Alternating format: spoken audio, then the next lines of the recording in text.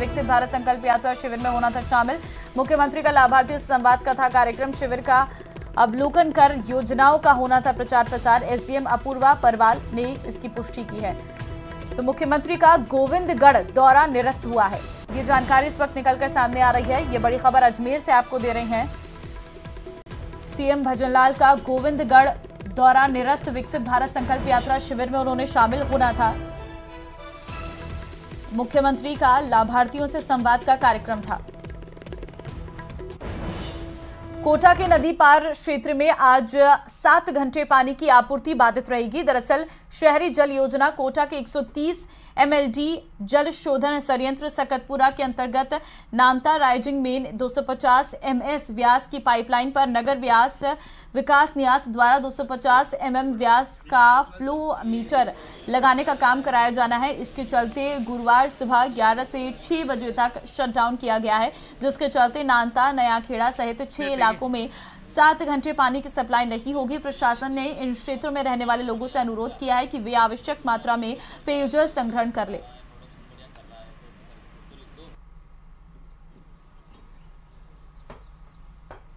आगे बढ़ते हैं। कोटा पुलिस की ताबड़तोड़ कार्रवाई, एक दिन में 586 आरोपियों को गिरफ्तार किया है। 67 हिस्ट्री शीटर समेत हार्डकोर और सक्रिय गैंग के बदमाश गिरफ्तार। 933 पुलिसकर्मियों और अधिकारियों की 270 टीमों ने ये कार्रवाई की है। कोटा रेंज में 894 जगहों पर दबिश देकर गिरफ्तारी की गई है। रेंज में चलाए जा रहे अभियान के तहत पहले दिन ये कार्रवाई की गई है। तो 77 हिस्ट्री शीटर समेत हार्डकोर सक्रिय गैंग के बदमाश अरेस्ट किए गए हैं। 933 पुलिसकर्मी, अधिकारियों की 250 टीम लगाई गई है। 894 जगहों पर जब दबिश दी गई। पहले दिन की ये कार्रवाई आपको बता रहे हैं। 586 अपराधियों की गिरफ्तारी। आज भी घना कोहरा छाया है। घने कोहरे के कारण विजिबिलिटी शून्य है। कोहरे के कारण यातायात प्रभावित हो रहा है। कोहरे के चलते वाहनों की रफ्तार थमी है। 3 दिन से लगातार दिख रहा घना कोहरा। पश्चिमी विक्षोभ के चलते बड़ी सर्दी और कोहरा, सर्दी और कोहरे से जनजीवन प्रभावित। राजस्थान में ठंड का 3rd डिग्री टॉर्चर। घने कोहरे की चादर में लिपटा प्रदेश। पारा गिरने और घने कोहरे ने बढ़ाई ठंड। कोहरे और शीतलहर से थमी वाहनों की रफ्तार। श्रीगंगानगर में घने कोहरे की वजह से येलो अलर्ट। घने कोहरे की वजह से ट्रेनों का संचालन प्रभावित। भरतपुर में कोहरे के कारण विजिबिलिटी 0। श्रीगंगानगर में विजिबिलिटी 20 मीटर से कम। चूरू जिले में विजिबिलिटी 30 मीटर से कम। तो सर्दी का ट्रिपल टॉर्चर। अजमेर में सर्दी का सितम एक बार फिर बढ़ने लगा है। तापमान में लगातार गिरावट देखने को मिल रही है। रात का पारा 10 डिग्री पहुंच गया है, तो वहीं दिन में सर्द हवाओं से नमी बनी हुई है। सर्दी के इस मौसम में आना सागर झील के पास देसी विदेशी पक्षियों का जमावड़ा भी देखने को मिल रहा है, जहां सुबह घूमने वाले पर्यटक और शहरवासियों के लिए कुछ नजारा खास होता है।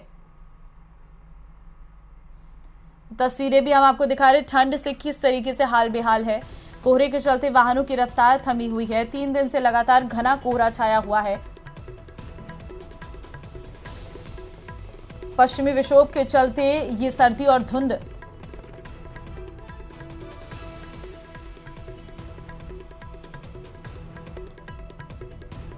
घने कोहरे के कारण विजिबिलिटी शून्य।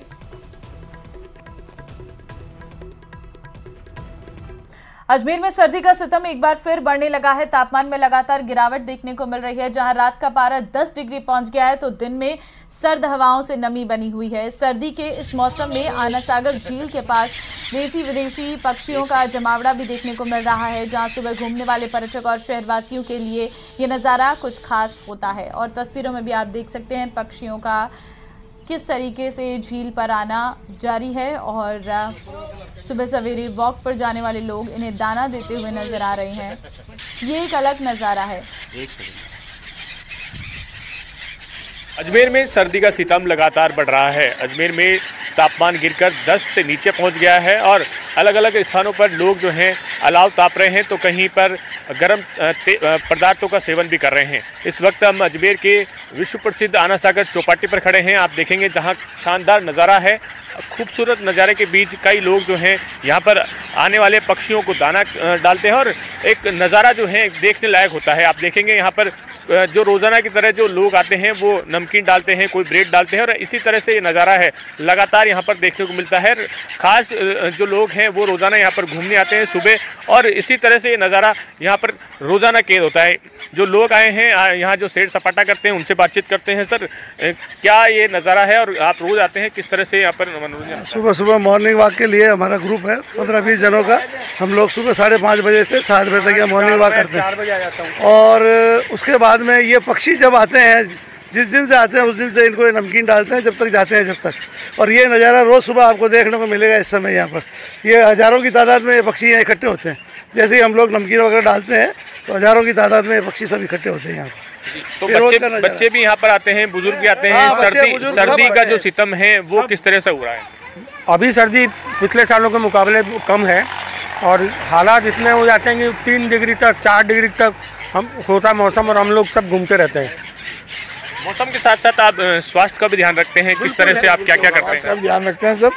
जिसे किसी को हो जुकाम या बुखार तो 1 दिन 2 दिन रेस्ट कर लेंगे, बाकी कंटिन्यू आकर के सब ध्यान रखेंगे। कपड़े वगैरह पूरे सब करते हैं, हम ताली बजाते हैं, योगा करते हैं, ओम का उच्चारण करते हैं। ये रोज का हमारा रूटीन रहता है। ठाका लगाते हैं लास्ट में और उसके बाद में ये कार्य करते हैं। ठाका लगाते हैं रोजाना, ये जो यहाँ आते हैं योगा करते हैं और इसके बाद जो यहाँ का नज़ारा है आप देखेंगे ये खूबसूरत अजमेर है और अजमेर के जो यहाँ पर परिंदे हैं वो अलग अलग देशों से सर्दी के मौसम में आते हैं। कई बार जो है साइबेरियन पक्षी भी यहाँ पर आते हैं, लेकिन इस बार जो है वो देखने को कम मिले हैं। लेकिन ये जो नज़ारा है लगातार यहाँ पर लोग जो है पर्यटक यहाँ घूमने आते हैं। सर्दी का जो सितम है हालांकि इस बार थोड़ा सा कम है, लेकिन अब धीरे धीरे लगातार ये रफ्तार पकड़ रहा है। अभी 10 डिग्री के आसपास तापमान है, लेकिन अब धीरे धीरे बताया जा रहा है कि तापमान में और गिरावट आने की उम्मीद है। कैमरा पर्सन कौशल सेन के साथ अशोक सिंह, न्यूज़ 18 अजमेर। चलिए आगे बढ़ते हैं। ईआरसीपी परियोजना को पूरा करना राजस्थान के लिए एक चुनौती बन गया है। बीजेपी सरकार में शुरू हुई परियोजना को कांग्रेस ने आगे बढ़ाया, लेकिन पिछले 7 साल में राजस्थान में तीसरा सीएम मिल गया, लेकिन काम 10% भी पूरा नहीं हुआ। लेकिन अब नई उम्मीद है, राजस्थान और एमपी के बीच सहमति बन गई है। कैसे होगा ईआरसीपी का पूरा काम और क्या है नई सरकार का नया मॉडल, इस रिपोर्ट में देखिए।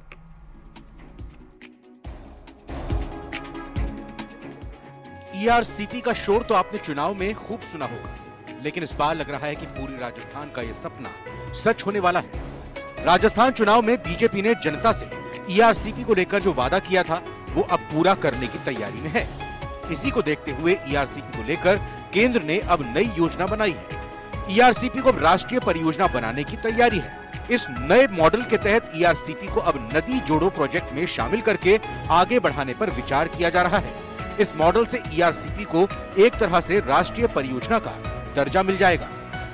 कांग्रेस ने और पूर्व मुख्यमंत्री सम्माननीय अशोक गहलोत जी ने ईआरसीपी पर बहुत राजनीति की, जनता को गुमराह किया। आपने देखा होगा भारत सरकार ने दोनों राज्यों के अधिकारियों से बात करके ईआरसीपी को आगे बढ़ाने के लिए और जनता को कैसे पेयजल की सुविधा हो सके, सिंचाई की सुविधा हो सके, उन 13 जिलों में और जो शेष जो जहाँ उसको बढ़ा सकते हैं उस पर सारा विचार विमर्श किया है। इस नए मॉडल की पुष्टि खुद केंद्रीय जल शक्ति मंत्री गजेंद्र सिंह शेखावत ने की है। इसी को लेकर दिल्ली में जल शक्ति मंत्रालय में अहम बैठक हुई। इसमें राजस्थान और मध्य प्रदेश के वरिष्ठ अधिकारी शामिल थे। बैठक में ईआरसीपी के संशोधित ड्राफ्ट एमओयू पर राजस्थान और मध्य प्रदेश के बीच सहमति बन गई है। अब दोनों राज्य के सीएम आपस में बैठक कर फाइनल रूपरेखा तैयार करेंगे। इसके बाद ईआरसीपी को लेकर फाइनल एमओयू साइन होगा, जिसके बाद परियोजना पर काम शुरू हो जाएगा। नई दिल्ली के केंद्रीय जल शक्ति मंत्रालय से राजस्थान वासियों को बड़ी खुशखबरी मिली है। पूर्वी राजस्थान के 13 जिलों की जनता के सूखे कंठों की प्यास बुझाने के लिए ईआरसीपी परियोजना जल्द। इस बुलेटिन में फिलहाल के लिए बस इतना ही। बाकी अन्य खबरों के लिए आप बनी रहिए हमारे साथ। नमस्कार।